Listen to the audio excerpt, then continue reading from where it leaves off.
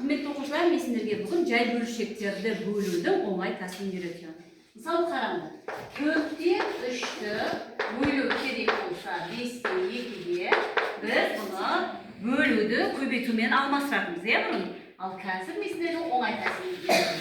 Яғни 3-ті 5-ге көбейтемін 15, 4-ті 2-ге көбейтемін 8.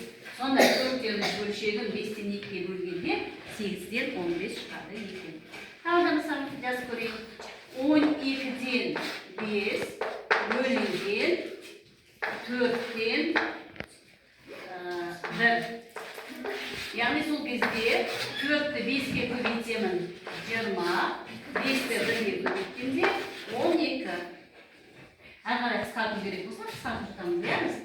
Әр қарай тағы бізге тағы мысал келтіріп көрейік.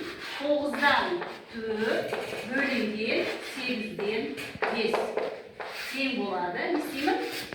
4 пен 8-ді көбейтемін 32. 9-ден 5-ді көбейткенде 45. 45-тен 32 шығады екен. Тура осындай мысалдарды өздеріңде үйде қарастырып шығаруға болады.